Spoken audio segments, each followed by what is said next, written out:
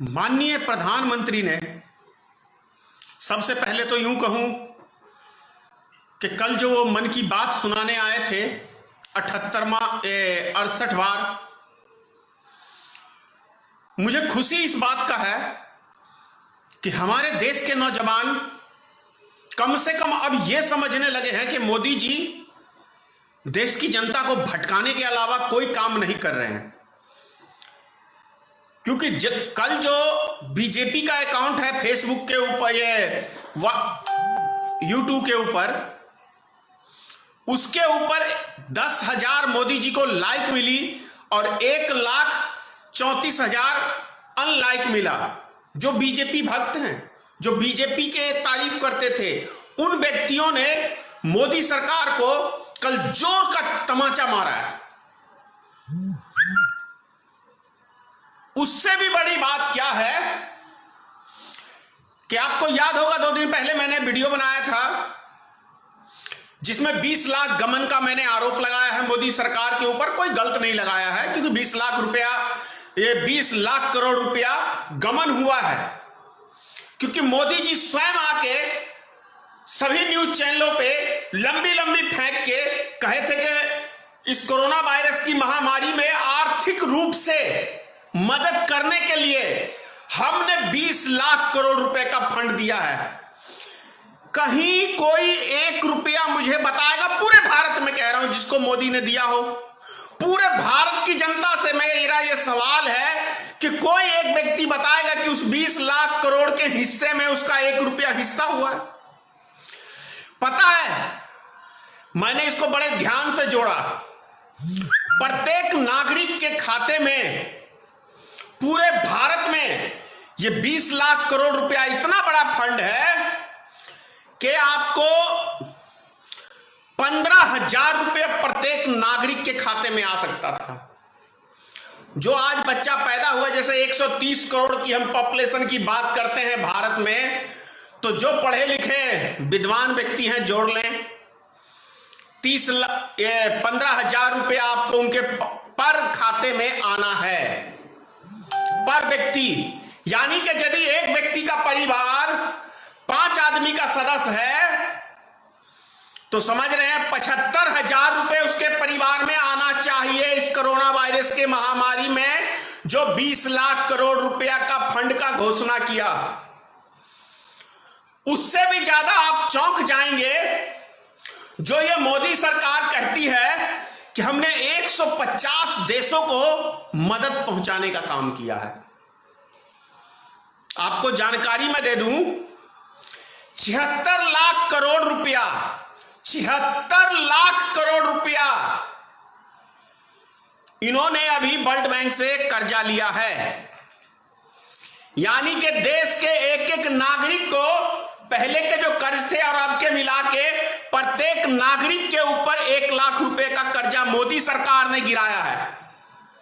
यानी आपको गिरवी रख दिया विदेशियों के हाथों इस 6 साल के अंदर। अंधभक्त को समझ में नहीं आएगा, क्योंकि भक्ति तो करनी है उनको, क्योंकि पैसा तो तभी मोदी जी देंगे। फेसबुक, व्हाट्सएप पे, ट्विटर पे गाली देंगे तो उनको पैसा मिलेगा, 50 पैसा 10 पैसा एक गाली के हिसाब से मिलता होगा, 50 रुपए या जो भी हो, क्योंकि बाल बच्चे उनको भी पालने हैं। क्या करेगा बेचारा, बेरोजगारी है। मुझे भी ये आईटी सेल वालों से कोई शिकायत नहीं है, भाई आपकी रोजी रोटी का सवाल है, आप गाली दे सकते हैं, बेशक गाली दे सकते हैं, क्योंकि उससे आमदनी आपकी बढ़ती है। लेकिन ये देश की जनता को समझना पड़ेगा कि भारत के प्रधानमंत्री श्रीमान नरेंद्र मोदी जी आखिर इस देश को कहां लेके खड़ा कर दिया है। यह जवाब मैं समझता हूं अब देश का एक एक युवा जानना चाहता है, एक एक बच्चा जानना चाहता है, एक एक बुजुर्ग जानना चाहता है, एक एक माता बहनें जानना चाहती हैं कि आखिर नरेंद्र मोदी जी इस देश को लाके कहां खड़ा कर दिया है। पूरे देश के नौजवान नेट की पढ़ाई, जेई की पढ़ाई के लिए पूरे रोड पे निकले हुए हैं। वो ये सोच रहे थे कि श्रीमान नरेंद्र मोदी जी कुछ दो शब्द हमारे भविष्य के बारे में सोचेंगे। जब कोरोना वायरस का महामारी फैला हुआ है तो 1 साल के लिए पढ़ाई क्यों नहीं टाली जा सकती है, या सरकार उसकी बेहतर एक व्यवस्था करके दिखाए। सुप्रीम कोर्ट से पास करवा लिया, सुप्रीम कोर्ट तो दलाल है अभी नरेंद्र मोदी जी का, जो कहेगा वो मानेगा। दलाल कह रहा हूं अभी मैं, सुप्रीम कोर्ट को दलाल कह रहा हूं।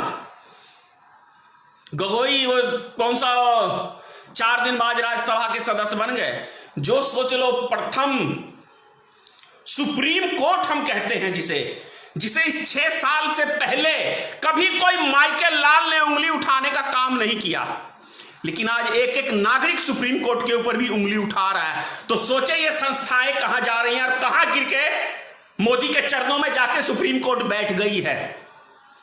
मोदी के चरणों में जाके सुप्रीम कोर्ट, सीबीआई ये जाके बैठ गए हैं, आरबीआई।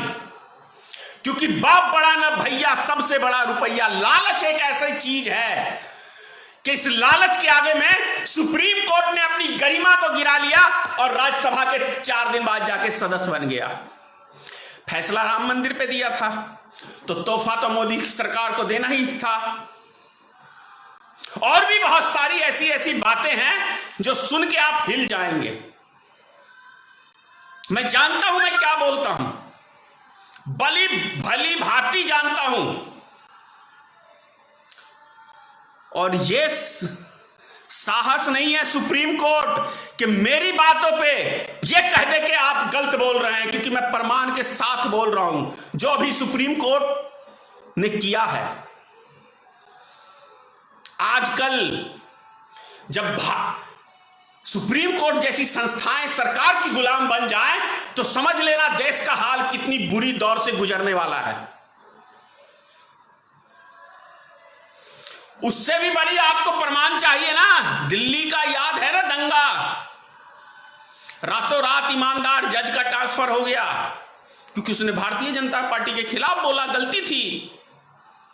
और अभी फिर से दिल्ली की हाई कोर्ट ने कहा है, दिल्ली के हाई कोर्ट ने कहा है कि मोदी जी एक फेंकू प्रधानमंत्री हैं। ऐसे शब्द ना बोले जो वो पूरा ही ना कर पाए, जो शर्म से चुल्लू भर पानी है मोदी के पास, कहीं चिल्लू भर पानी, उसमें जाके आप डूब मरो, क्योंकि आपको कोर्ट तक फटकार लगा रही है जो एक निचली अदालत का कोर्ट है, सुप्रीम कोर्ट से नीचे। सुप्रीम कोर्ट ने उत्तर प्रदेश के मुख्यमंत्री के लिए जंगल राज कहा। शर्म से डूब मरो योगी आदित्यनाथ।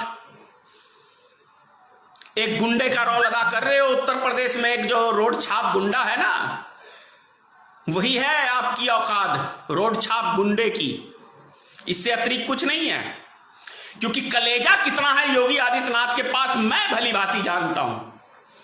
ये वही योगी आदित्यनाथ है जो 2007 में लोकसभा में खड़ा होके एक बच्चे की तरह रो रहा था। कितना कलेजे वाला योगी आदित्यनाथ, जब अपने पे पड़ती है तो फटने लगती है। तो ये लोकसभा में जाके पहला एक कोई सांसद होगा जो बच्चे की तरह रो रहा होगा सांसद में जाके, वो है योगी आदित्यनाथ का कलेजा। बिहार में ये क्या कहते हैं, दरभंगा में आए थे भाषण देने के लिए, वहां पे क्या लगाया था अपने आगे, सुरक्षा के लिए वो शीशे का जो होता है ध्यान से उतर रहा है कि कोई मुझे गोली ना मार दे। अरे चूहे से भी बड़ा छोटा दिल है योगी आदित्यनाथ का। इसको लोग पता नहीं कौन सा गुंडे की पदवी अभी दिए हुआ है उत्तर प्रदेश में कि योगी आदित्यनाथ है तो सबकी फाड़ देगा, धनेश्वर महतो की फाड़ देगा। आऊंगा, चिंता मत करो, और आ रहा हूं मैं 2022 के विधानसभा चुनाव में प्रचार के लिए। देख लेते हैं भाई क्या फाड़ोगे। नेता बनना हो, बेहतर छवि लाओ, संत बनना हो तो आपका राजनीतिक में कोई काम नहीं है। ये भगवा वस्त्र पहन के हिंदू समाज को कलंकित करने का काम ना करो। क्योंकि संत महात्मा का काम राजनीतिक नहीं है। संत महात्मा का काम है मंदिर तपस्या करना। ये ढोंग धनेश्वर महतो को ना कोई समझाए। ये योगी आदित्यनाथ और पता नहीं यूपी में कितने सारे ये, और हां याद आ गया मुझे, श्रीमान नरेंद्र मोदी ने अभी लंबी लंबी आसाराम बापू की तरह दाढ़ी बढ़ाई है। तो ये दाढ़ी बढ़ाने से क्या आप देशभक्त साबित हो जाएंगे? आसाराम के चेले ही कहलाएंगे। आसाराम आपका गुरु श्री औरतों की रेप करता था ना, उसी केस में अंदर है ना, तो चेला तो आप उसी के हो।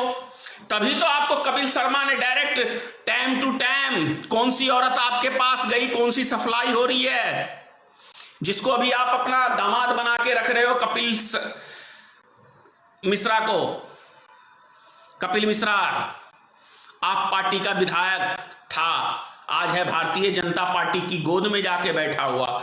आश्चर्य की बात है कि कोई व्यक्ति, आप खुद मेरी बातों को सोचिए, कि कोई व्यक्ति यदि मेरे चरित्र का एक विधानसभा में चीरहरण करे और उस व्यक्ति को मैं दामाद बना के रखूं, तो कुछ तो गड़बड़ है, कुछ तो गड़बड़ है।